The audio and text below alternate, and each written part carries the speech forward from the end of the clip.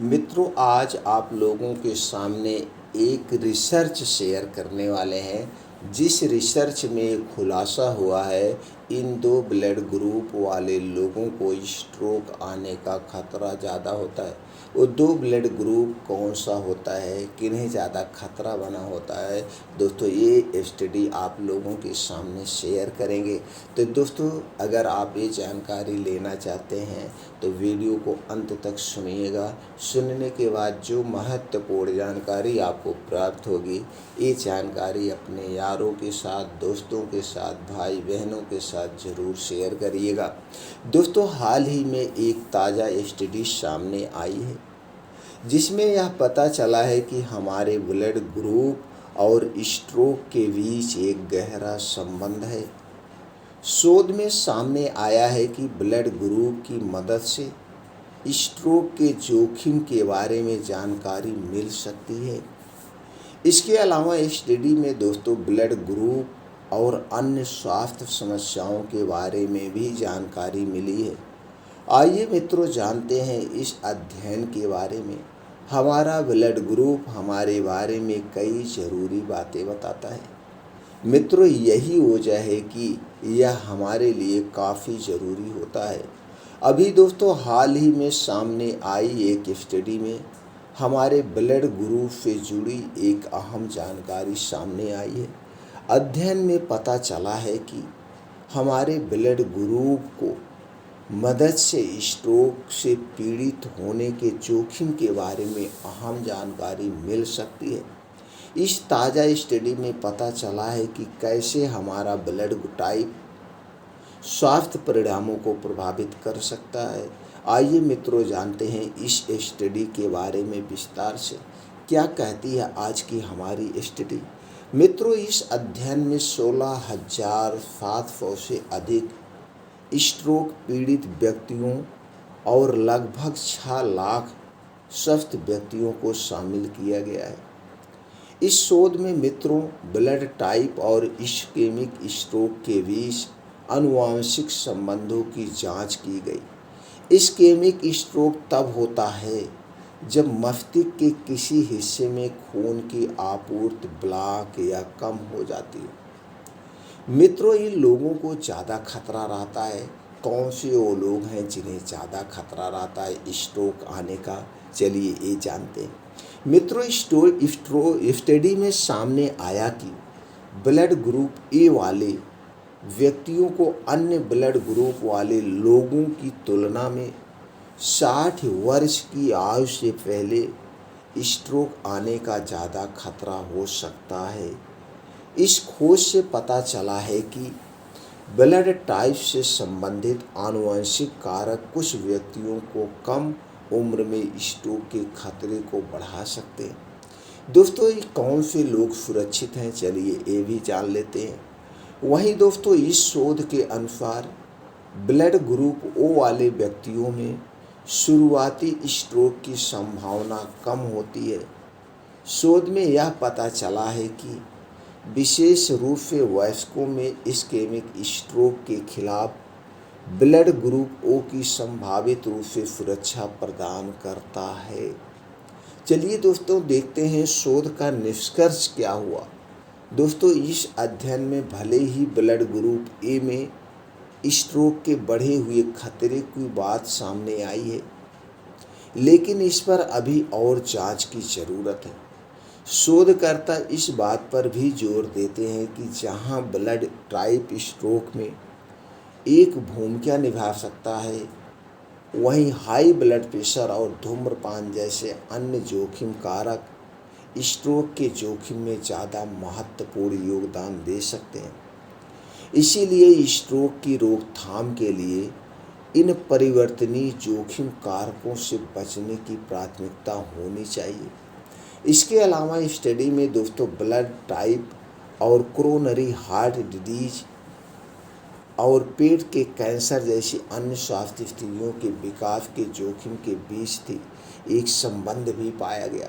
दोस्तों, सीधे से निष्कर्ष में ये आया है, अगर आपको स्ट्रोक से बचना है तो दोस्तों आप धूम्रपान, शराब का सेवन छोड़ दीजिए और कुछ ऐसी चीज़ें हैं जो आप डेली बड़े चाव से प्रेम से खाते हैं, उन चीज़ों का आप त्याग कर दीजिए, यानी उन चीज़ों से आप दूरी बना लीजिए जो स्ट्रोक के खतरे को बढ़ाती है।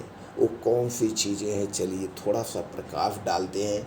और दोस्तों कैसे हमारे शरीर पर दुष्परिणाम डालती हैं वो भी दोस्तों थोड़ा सा जान लेते हैं। मित्रों, हमारे शरीर में 3 दोष पाया जाता है, वात, पित्त और कफ। जब हमारे शरीर का वात, पित्त और कफ बढ़ता है तभी हमारे शरीर में बीमारियां उत्पन्न होती हैं। अभी वात, पित्त, कफ को कौन कौन सी चीज़ें ज़्यादा बढ़ाती है? दोस्तों स्ट्रोक के खतरे को जो बढ़ाती हैं आज की जो है दोस्तों, ये रिफाइन किया गया, डबल रिफाइन किया गया तेल, और इससे भी खतरनाक तेल है दोस्तों पामोलिन।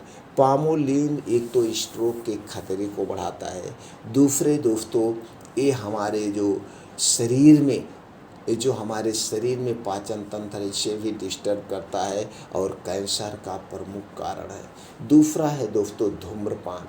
अगर आप बीड़ी, सिगरेट या शराब का सेवन कर रहे हैं तो मित्रों आज के बाद इनका सेवन बंद कर दीजिए।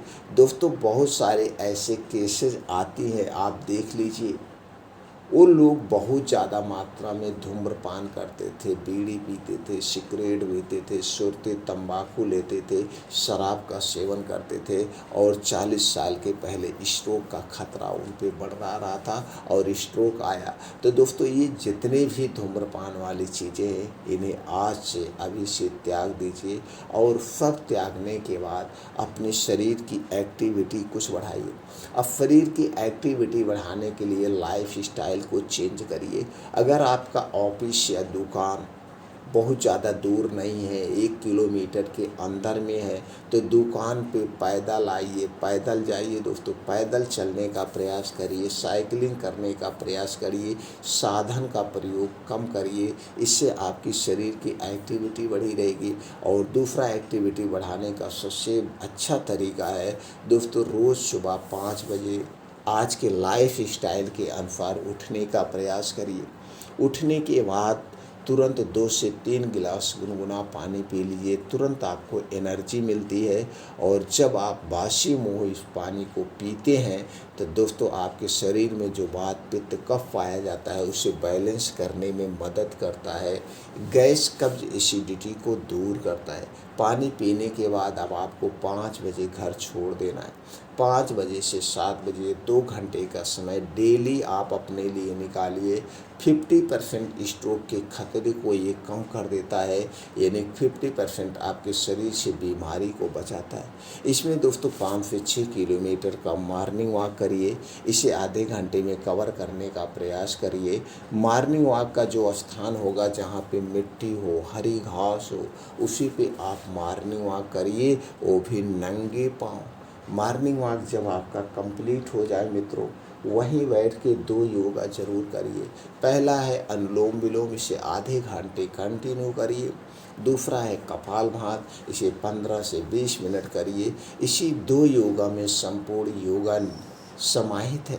और दोस्तों इस 2 योगा को अच्छे से कैसे करना है, यूट्यूब पे बहुत सारे लोगों की वीडियो आपको मिल जाएगी, उन्हें देख करके अच्छे से फॉलो करके अच्छे ढंग से इस योगा को करिए। जब आपका ये योगा कंप्लीट हो जाए तो वहीं बैठ के आपके पास कुछ और योगा करिए, जैसे वज्रासन, शीर्षासन, जो जो आप कर सकते हैं अपने शारीरिक क्षमता के अनुसार यो योगा करिए। और लास्ट में दोस्तों आप 15 से 20 मिनट मेडिटेशन करिए। दोस्तों मेडिटेशन करने से आप अपने आप पर विजय प्राप्त करते हैं, विजय।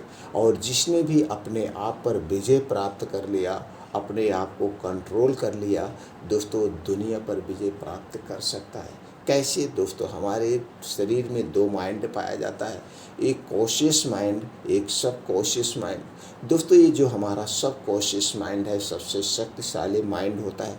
इसे सिर्फ आप पॉजिटिव थिंकिंग दीजिए, चाहे वो अपने बारे में हो या दूसरे के बारे में, क्योंकि ये पागल होता है, इसे कुछ पता नहीं होता।